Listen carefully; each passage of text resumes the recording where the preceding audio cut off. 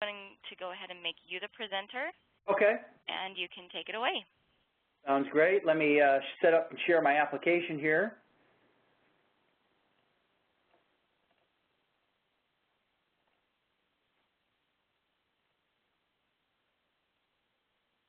Okay, can everybody see the presentation okay? Or Lisa, can you see it? I guess if you can see it, everybody can probably. Yep. All right, great. Now let me ask a couple logistical questions. First of all, is everybody in a listen-only mode, or can people ask questions? People will be able to ask questions in the chat and in the Q&A on the far right side of their screen. Okay, people aren't. And you're going to moderate that then? I won't be able to see it, you know, with the full screen that I'll have for the presentation here. So. Right, and we will be able to do a Q&A session after your presentation as well. Yeah, that sounds great. Okay, well, welcome everybody, and thanks for inviting me to kind of lead this discussion on identity management. I'm Larry Chinsky. I'm the Eastern United States Technology Director for Identity Compliance and Security here at Novell.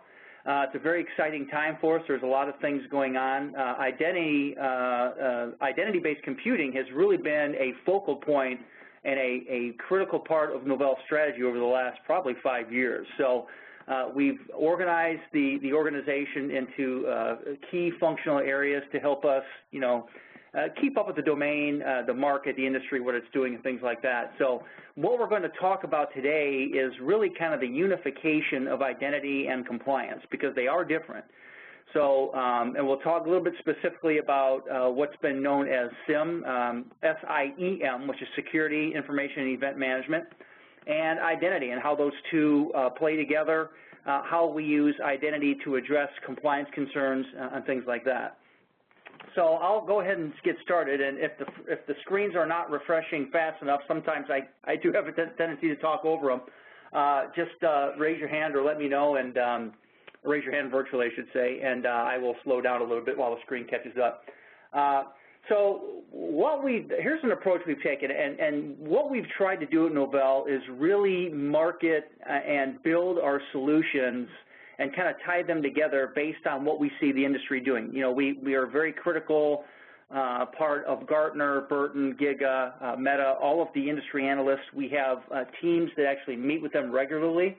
And so we don't want to just start, you know, carpet bombing our customers, partners with technology that we think is good. We want to understand what are the requirements of you, the customer, before we get to work on building some of these things. So what we try and do is understand what some of the problems our customers are facing. So, and when we look at the outside of the ring here, these are really pretty typical, right? They're very tactical in nature, you know, secure the enterprise, ease access, reduce costs. You know, those are things that everybody can do, right? Those are what are really kind of easy, you know, low-hanging fruit types of things. But as the industry has matured and things coming along like SaaS, cloud computing, you know, federation, which is really starting to take off now, you know, then there comes a need to manage your physical environments, your virtual environments, you know, things that are in the cloud. That's when identity management becomes more crucial to what you're doing, right? And we like to look at identity management solutions as technology pieces that can help you solve actual business problems, right? So not just, you know, here's identity management solution, you know, we want to get our passwords under control, right? You know, that's what people were doing 6 and 7 years ago. Identity-based computing solutions now can do a lot more, right? So we look at internally at Novell, identity management as just nothing more than a vehicle to help you solve other types of things you may have out there, like compliance and things we're going to be talking about, right? So as we move forward and we start building more solutions, we like to know that they are truly going to be used in a business sense. For example, you know, we like to try and what I call bridge the gap between, you know, business processes and technical resources, right? You know, you may have business people out there that truly understand the business no matter what it is, if it's manufacturing, if it's finance, if it's healthcare, whatever. They understand the business. They understand the challenges they have. Maybe it's around roles. Maybe it's around, you know, access, getting people access, things like that. But, you know, they don't understand the technology, right? But the technologists, they understand all of the pieces and parts that make up their infrastructure and their technology framework, but they may not truly understand what the business actually needs. You know, what do the business people need to successfully run that type of organization? But what identity management can do is kind of bridge the gap between those, and we're going to talk about some of the ways that that occurs, right? So, you know, that's where we look at identity. So identity management, we don't look at it as just a point solution to solve like a password problem. It's more around, you know, bridging that gap between the business and technical side and solving some of those technical or, you know, business issues that you see out there, right? So if you listen to what Gartner is saying, and of course everybody, I'm sure they do because they know everything and they're never wrong, right? This is what they're saying, and this is exactly what we've seen over the last probably 2 years as well. Compliance efforts have grown significantly, right? You know, with PCI, Sarbanes-Oxley, HIPAA, COBIT, you know, a lot of these different compliance regulatory governing bodies out there have become quite critical. You know, CIOs are legally responsible for the data out on their infrastructure now. That means, and look at some of these cases like Enron and some of these other companies, CIOs can go to jail if there's problems with the information, right? They can go to jail. They don't want to do that. So governing bodies have gotten together. They've put together a list of standards. So what we have seen at Novell is in the last few years, identity projects initially were driven by the IT department because they wanted to get passwords and ease of access under control. That was really the primary reason. It was kind of funny because I would go into customers and talk to them, and you'd bring HR people into the meeting and you know, other business units, and they'd say, great, you know, what is the IT department doing to try and make their jobs easier, and how much is it going to cost me, right? It's really not about that anymore. It's about tying together SIM, you know, security information and event management, with identity, because now what we're doing is you're truly unifying those two things together, right? So Gartner recognizes that. Many of the other industry analysts recognize that as well. So, and I'm going to give you a couple of specific examples on where, you know, the two tying together actually could solve true problems that you're going to see out there, right? So here's where you get into a little bit of the disconnection, right? We typically look at SIM, you know, your monitoring, auditing, compliance, and things like that, as a separate piece from identity, right? Yeah, you need to have monitoring, you need to have logging, you need to have reporting, right? What most SIM solutions aren't able to do, though, is actually correlate and remediate specific events, right? I'm going to give you a kind of a minor example and then a major example. Let's say, for example, I am a sales rep at Novell, and I download and run a customer report every Friday, right? Nothing unusual about that. I get all my customers. I like to understand my business. I download everything, you know, what deals I might be working on, et cetera. So I'm a sales guy. Well, if I decide to, after a year or whatever, to run that report on a Wednesday, is that something unusual? Probably not. I could be going on vacation on Thursday, et cetera, right? So a SIM tool could pick up on that and monitor that and, you know, notice what's going on and, you know, kind of look at that activity.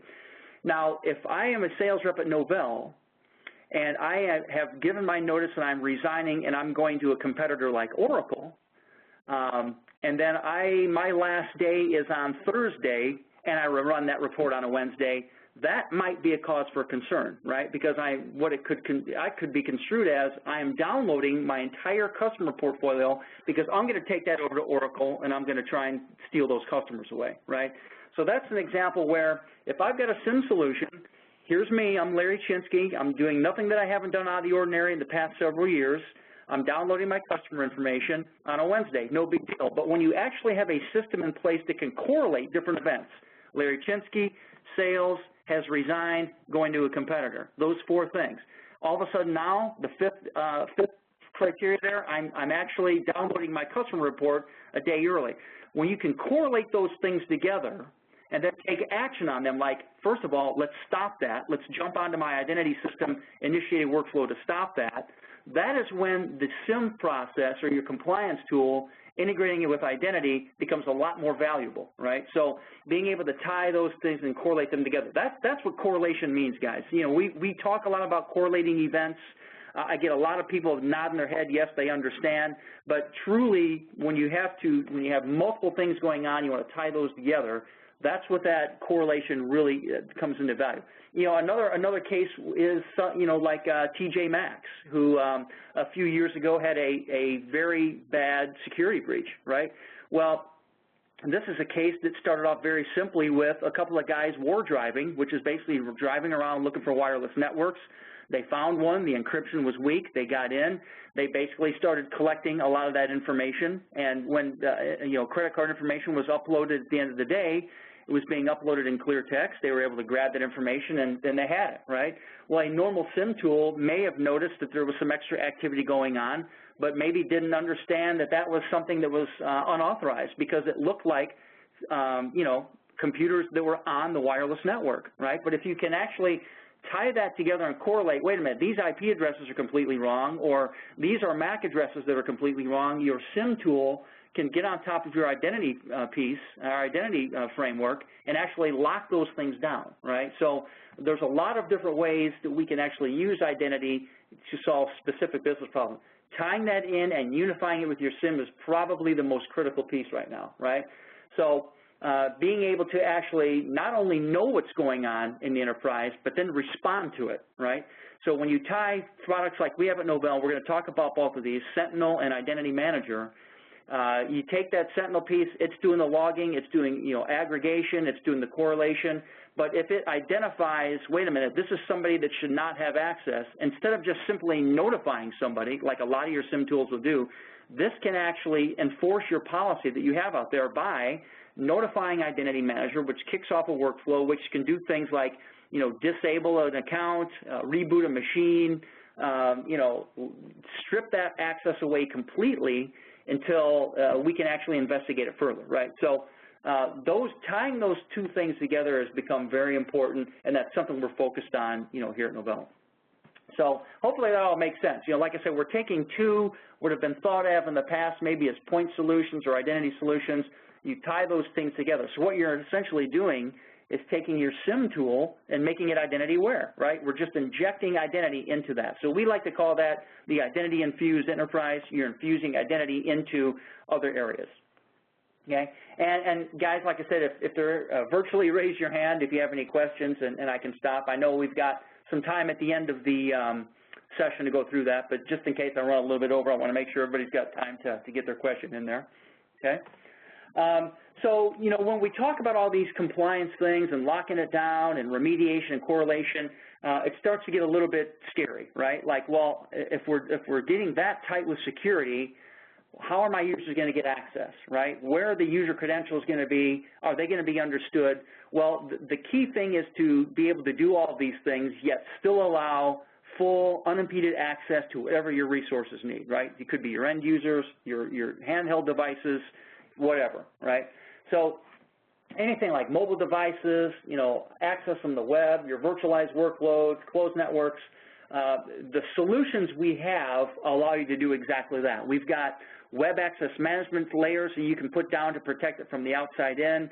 We've got enterprise single sign-on solutions that can you know, help you provide, you know, single passwords, kiosk type management where you can actually, you know, disable the account as soon as they log in, lots of things like that. So the key to all that is to be able to have a nice mix of bundling the security in with the access that you're going to need, you know, for your end users. Because, face it, guys, if they can't get in and do their job, then what good is it, right? You don't want to have to force them to come into a specific, you know, vaulted room to do work, right? So you want to be able to have that. So the solutions we have in place do exactly that. That's what we're all about. We've been priding ourselves on that for the last several years, and like I said, identity is a very large part of what we have going on here at Novell. In the end, what you want to actually have is something we call, what I like to call the end user life cycle, right? So what you've got at the very beginning is a piece where it says relationship begins. Well, a lot of provisioning projects are looked at as provisioning and deprovisioning, right? You get them in, get them out, and get them started, get them the equipment they need the day one. When they leave the organization, you deprovision them and get them out, right? that is a very good way to start, right? We want to start by how fast can we get our users in. We want to ensure that when they leave the organization that they're out and they're taken away and there's no other chances that they could get in and actually hack information. Most of these problems we see with unauthorized access are basically from accounts that have been left over and they haven't been disabled in 6 or 8 months, right?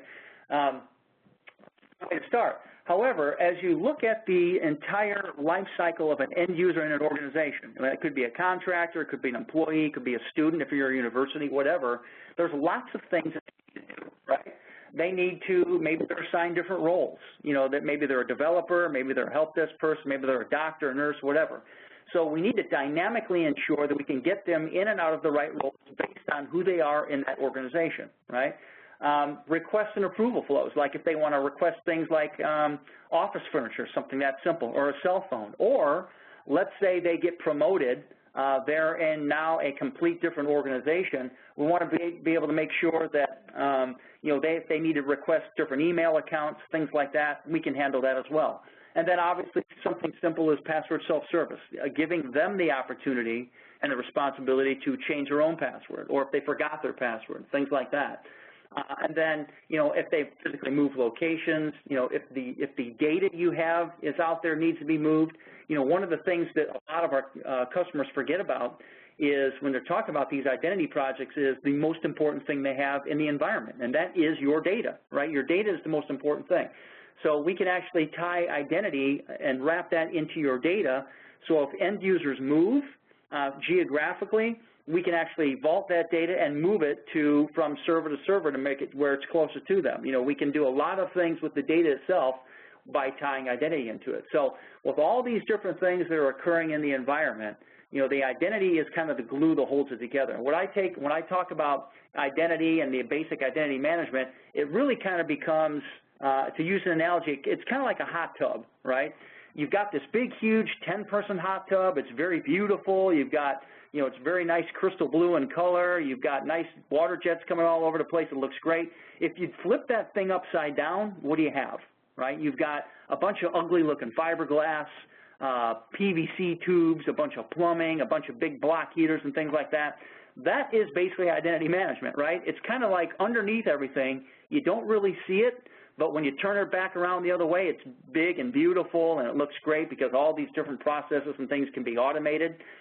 So, you know, that's really kind of like some people call it the glue. I call it the hot tub plumbing. That's what we're talking about when you build this framework out, right?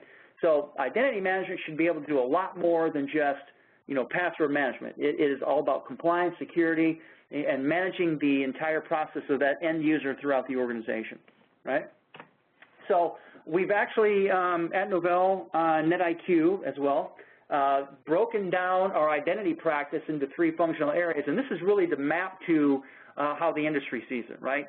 We've got identity access management, we've got security management, we've got compliance management, and we've got our solution stack kind of mapped to these 3 areas, right? So the identity access management would be that core pieces we talked about, which is your provisioning and deprovisioning, your role management, and things like simplified secure access, which could be things like enterprise single sign-on, web access management, you know, portal infrastructures, things like that.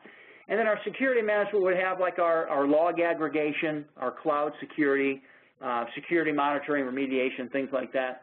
And then compliance management would be things like compliance assurance. So some of the things we were just talking about with correlation of events, things like that. And privileged user management, which has become a very interesting topic over the last probably 18 months.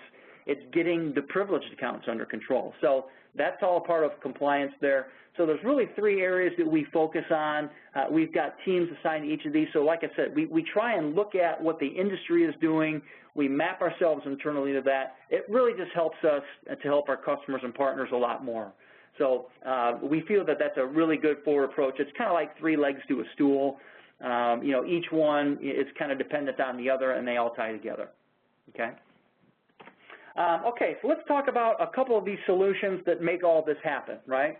The first one is Novell Identity Manager 4. Now, we just released this version of Identity Manager about 4 months ago, and it is a revolutionary design upgrade compared to what we had before. So Identity Manager 4, for those of you that may not know what that is, its core functionality is the account synchronization, workflow management of your end user population, right?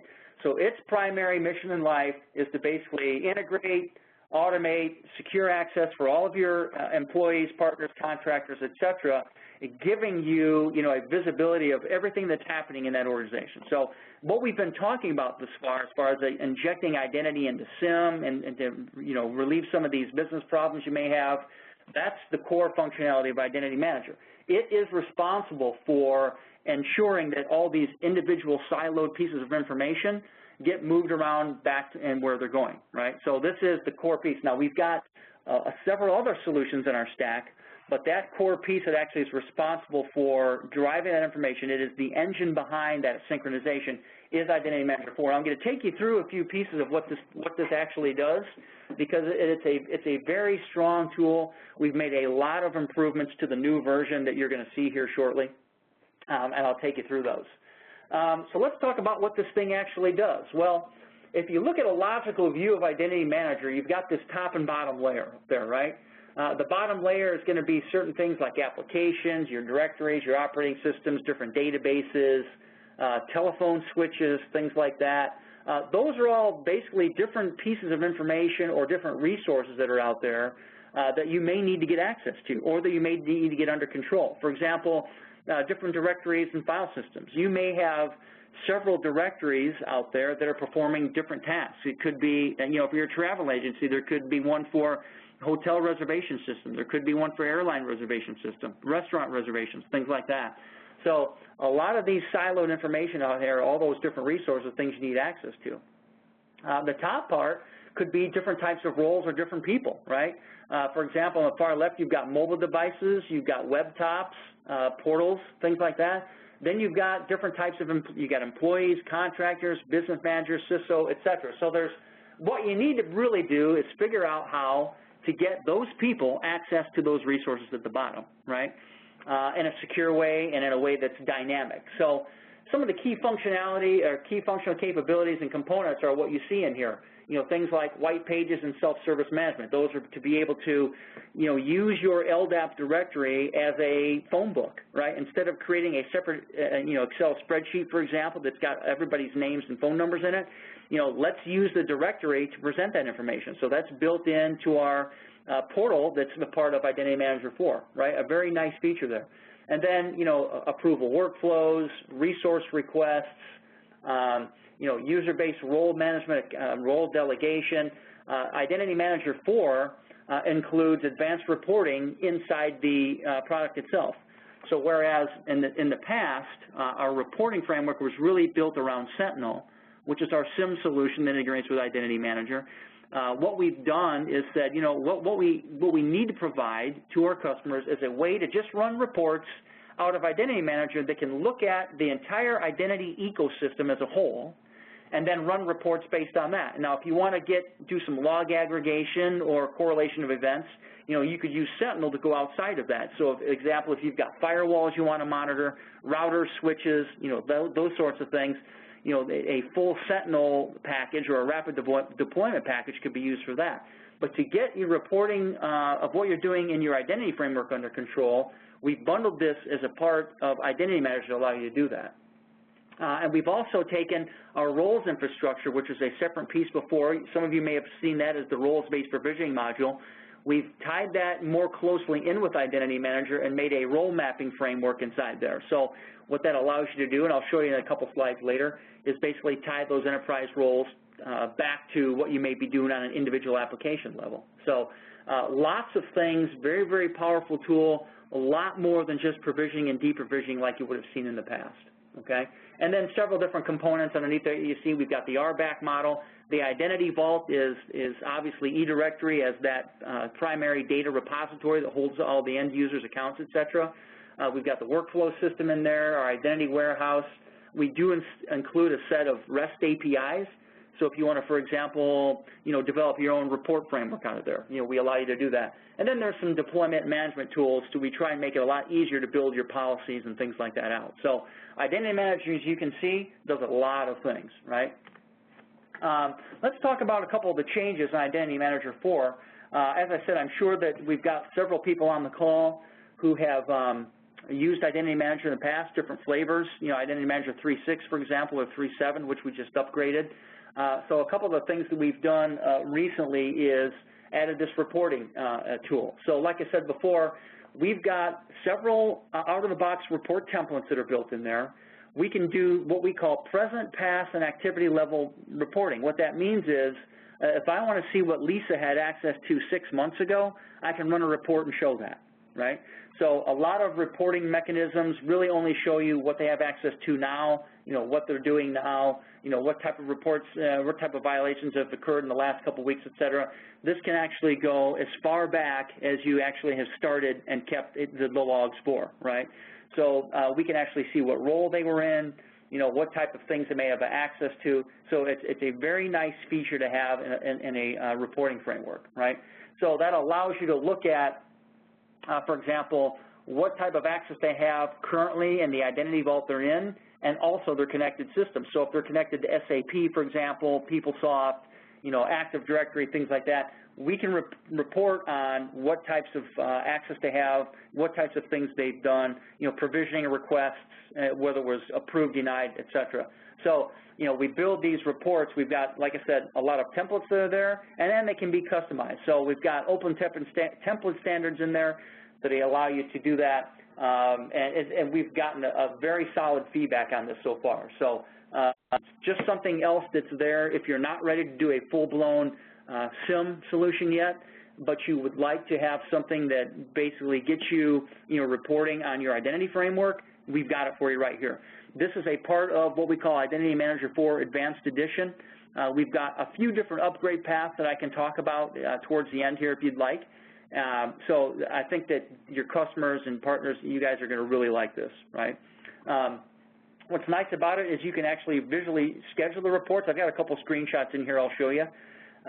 So they're very easy to set up the reports. They're all based on policy, so it's a really nice tool here. Here's an example of one of these reports, right? Or here's how you would actually schedule the report. Now, the way you would get access to this is inside of the user application portal that's a part of Identity Manager. So that's something you've seen. It's been around for a long time. It actually has come out of our Extend framework from several years ago. We've significantly enhanced that in IDM4. The look and feel is a little bit different. You're going to see that as we move forward in time, that's going to be significantly enhanced, right? So the nice thing we try to do here is make it easier for you to access this. All these things are driven by and accessed through the user application portal. So what you're seeing here is a look at a report that was generated out of the user application portal, and this is really how you would actually go by and set it up, right? You notice that you give it a name, you have an output format, the criteria, you set that, and you actually say what it is you're looking for in that report, and then you'll see the default notifications. You can actually specify roles that would get notified, individual users, groups, et cetera. And then the schedule. This is where you actually set where you want the report to run, what time, et cetera. We actually even make that a little bit easier right here. So this screen here is the reporting scheduler. You can actually go here. This is just a regular old calendar. What you're seeing here is a list of individual reports that are scheduled to run on those particular days, right? You can actually generate the report from here.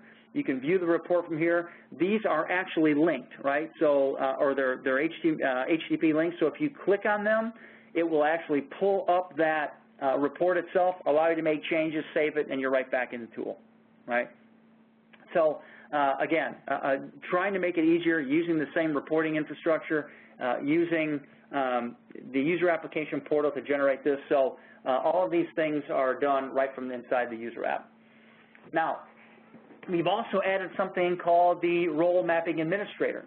Now, what the Role Mapping Administrator does is it maps enterprise roles to authorizations, right? And what I mean by that is, let's say, for example, you've got different reports or different roles out there that are, that allow you to do certain things. So I might have a group in Active Directory that is authorized to view content in the engineering team, right? You may have another group in Active Directory that's authorized to run help desk reports or run different types of reports for different things. What happens is if you've got maybe 2 or 3 Active Directory domains, if you've got SAP or PeopleSoft or other maybe JDBC databases like Oracle, you've got different types of authorizations spread out all over the place, right? And it's very difficult to understand what those individual things do and what they are, right? Well, what we can do with our Enterprise Role Manager here, this is a graphical screen, and what you see, and this is not a really good screenshot, guys, I apologize for that, but this thing is called the Role Mapping Administrator. What it does is it takes all of those things and puts them on one screen. So it can go out, it can grab those authorizations, and you actually map those to an individual role. Now, I've got some examples here like a regional sales manager, an ICU nurse. Let's say on the authorization side, you've got something that says run sales pipeline report, and you want to map that over to the regional sales manager. Well, instead of going off and creating that type of authorization for the regional sales manager, you can merely grab what's already there, drag that over to that role, drop it on it, and it basically builds that role for you, right? So those things have to be, obviously done beforehand. It takes a little bit of configuration, but if they're already there, you've already spent the time and effort to do that, this will help you leverage that work and make this a lot easier to map what we call now an enterprise role. So instead of having a whole bunch of individualized authorizations tied to, different things in different operating systems, et cetera, what we can do is take this role mapping administrator or the RMA and then map those authorizations to specific roles you've created. Because then what you can do in the future is you can pull this tool up, right? You can actually look at all those different things on the left-hand side, the different roles, and see exactly what they map to, right? So it really just gives you a nice look and feel to getting your role infrastructure and your authorizations under control, right? And what this is really meant for, we're continually evolving this, but what it's really meant for is somebody who's got maybe a business function in the organization, not necessarily a technical one, to be able to pull this thing up and understand where these business roles are and what they do. You can define by descriptive levels here what they are. And being able to make it easy. Again, anybody can drag and drop, right? So if they understand what the authorization is, you can drag those to the role, associate that, and then this is tied directly with Identity Manager, so you can automatically provision those people into that exact role, right? So what you've done basically is you've created roles inside of the identity framework, grabbed authorizations from complete different systems out there, and pulled them right in and mapped them successfully, right? So it's a very, very nice tool to use. It's very consultative, so if you're getting getting started to building your roles infrastructure, this will be a very big help to you, okay? So we've got a few tools in Identity Manager that allows things to be a lot easier. Many of you have probably seen Designer. That is an Eclipse-based local consultative tool for building out your policy and your identity framework. This is a free download, guys. All you have to do is go to our Cool Solutions page on Novell.com and you can pull this down. This is, like I said, it's based on Eclipse. As a matter of fact, it is Eclipse with a bunch of our plugins that we've built that are snapped into that allow you to visually model out your identity framework, add all of the, the policy, the drivers, things like that, your identity vault, and then, map all those in a graphical fashion, right? Very, very easy tool to use. Very little coding has to be used. So this is really something that's nice to have. If you're not necessarily a developer, it's really meant for your standard or your typical, I don't want to call them typical because they're not, network analyst or network administrator, because it's kind of the same type of paradigm that they're used to, right? We've also got Analyzer, which is also an Eclipse-based tool. What that can actually do before you build your identity framework or before you add different policies or drivers, it will go off and it will evaluate all of the data that you have out there and then cleanse it. Now, here's an example. Let's say you've got a bunch of end users and you're tracking birth dates for whatever reason that is, right? Your format might be, 3-15-75. for their date of birth. But maybe when you go to look, you want to say, okay, I want to look at all the formats of the birth dates. I want to find out if those are in the correct format. Well, maybe you find some that say 3/15/75 or 03, period, 15, period, whatever, and you want them to all be the same format. The analyzer tool will get that, report on it, and then allow you to correct it on the fly, right? So it's basically using the identity manager drivers that are there to go out, look at the data, report it back to you, give you a chance to fix it, right? So it's a very nice tool to ensure the data is cleansed, before you actually start, this big synchronization project and things like that. So it's a very nice tool. That is a part of our Identity Manager for Advanced Edition as well. Some of you may have seen that. We've talked about it, been talking about it for the last probably 2 years. Very nice tool, very handy. Okay. Let's now move over and talk a little bit about our SIM solutions. Now, we've got 3 choices for you here. We've got what we call Novell Sentinel, which is our full-blown security information event management tool. We've got our Sentinel RD, which is our rapid deployment. And the difference between that and Sentinel is Sentinel RD is meant to be an appliance-type install, one box, very easy to get up and running, get all of your reporting, auditing, and logging done without a lot of the heavy load that you'll see on Sentinel, right?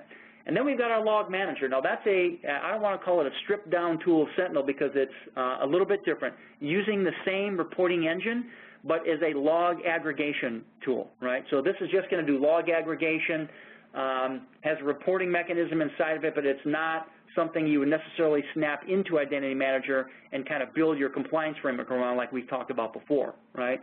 So we give you 3 choices here. We're going to talk a little bit about them as we go through here. Again, Log Manager is the one that does the log aggregation. Sentinel RD, much more robust, but appliance-type install with one machine. And then the full-blown Sentinel does everything. That's got our iScale message bus in it, our correlation engine, remediation, things like that. So 3 choices here. And again, you guys, I'll make sure you have access to this document after we're done, so you don't have to try and memorize all the different things there, once the call's over. Now, what we talked a little bit about before is tying Sentinel in with Identity Manager, or tying your compliance rules or enforcing the policy with your identity framework, right? So, when you look at something like this, this is, let's say, for example, an event occurs or a user accesses a resource. All the time, those events are actually being collected by Sentinel, right? Well, what Sentinel can do, let's say I access something and I start making changes or whatever. Sentinel correlation rules will actually determine if what I'm doing is in compliance with that specific policy, right? So what you actually have are specific policies out there that say what I can and can't do based on who I am in that organization, right? So if it determines, for example, that it's out of compliance, it can generate an incident, right, and then begin a remediation process. Now, that remediation process might be something as simple as, saying access denied, not letting you in. It may be something if it determines that it's a major violation. It can actually generate a workflow out of Identity Manager that can strip my access, reboot my machine, log me out, and generate an email to whoever I want all at the same time, right? That's where getting into the remediation things that Sentinel does becomes very, very important, because if that was something major or critical that happened, like we talked about before, we've got that covered because, like I said, we've injected identity into our compliance framework, right? So if everything was okay, it goes on, it just logs the report, whatever. But like I said, if something was out of the compliance, the key is to be able to remediate those events right on the fly. Because, guys, running a report, generating a report, and sending it to somebody doesn't really do a whole lot of good if that person doesn't take action on it, right? So let's say the guy's on vacation for a week, right, and nobody is his replacement. So you've got to be able to think about how I'm going to remediate these events dynamically, right? So all of that is possible with Sentinel, and it's what I like to call a policy enforcer. So it will enforce the policies you have out on your infrastructure and your entire identity ecosystem. So it becomes a very critical part. So some of the things that Sentinel can do, that are very nice is generate these types of reports that show you different types of things, right? For example, who caused the event? You know, what have they been doing recently? What other accounts do they have access to?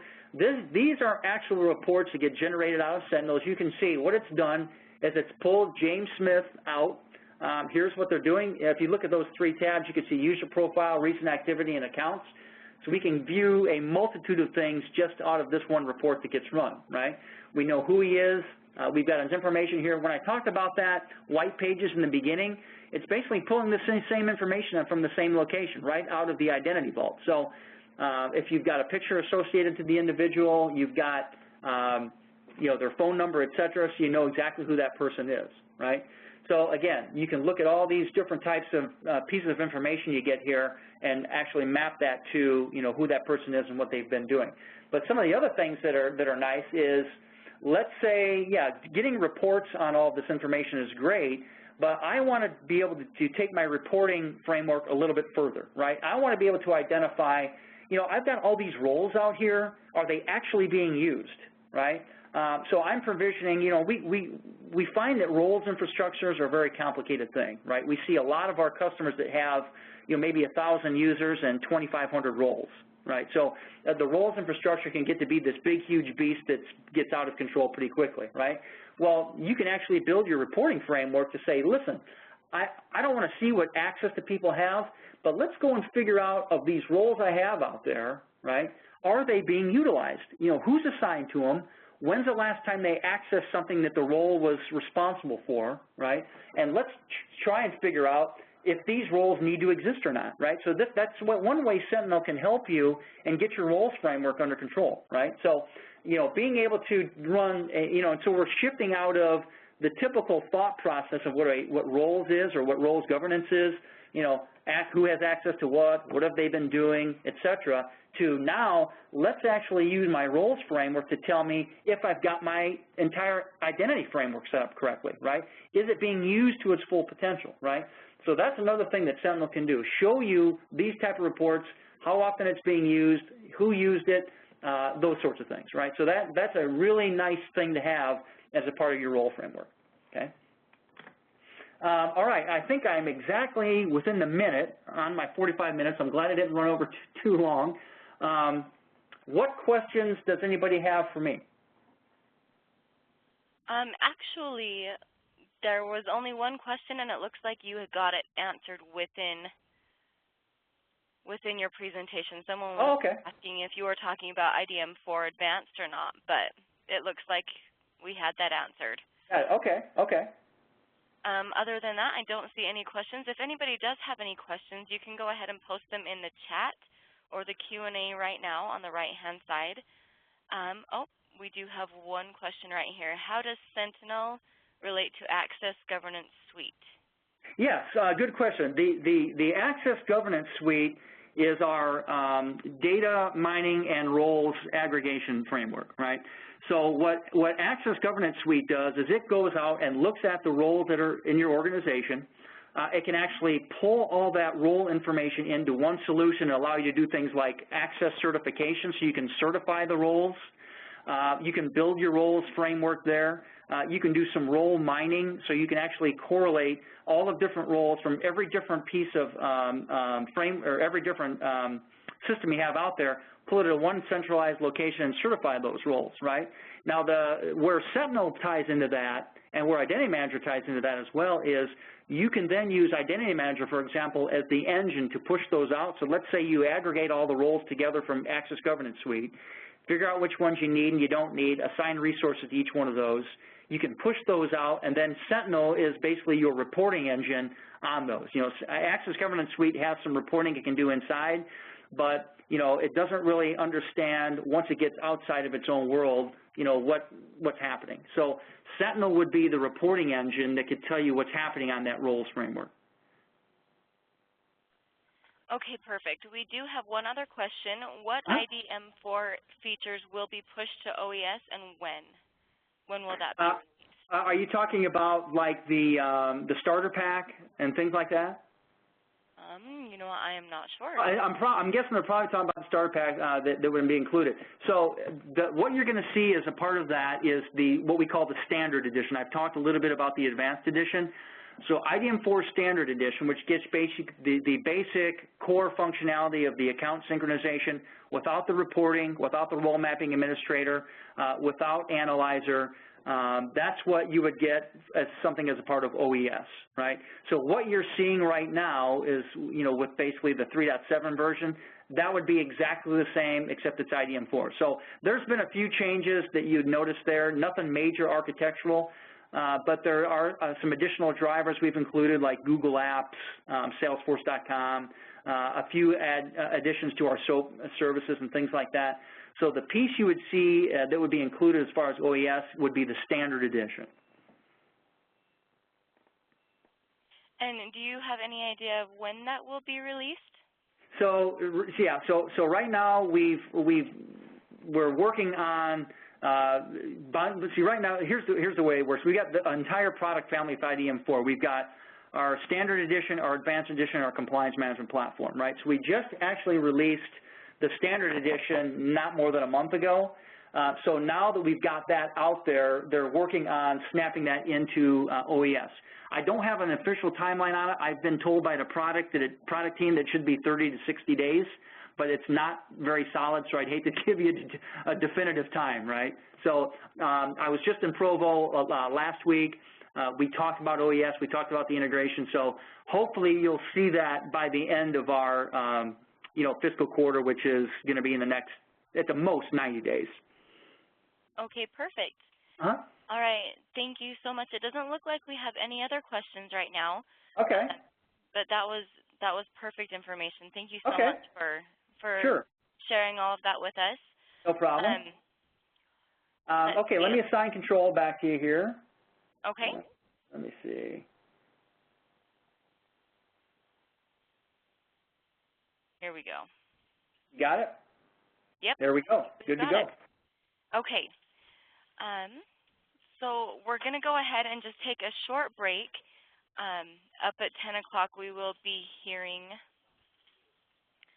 from Taylor Cochran from GRAWA, and he will be talking about group-wise archiving and disaster recovery. So we'll just take a short break, and we'll see everybody back here in just a few minutes. Great. Thanks, Lisa. Thank you, Larry. Okay.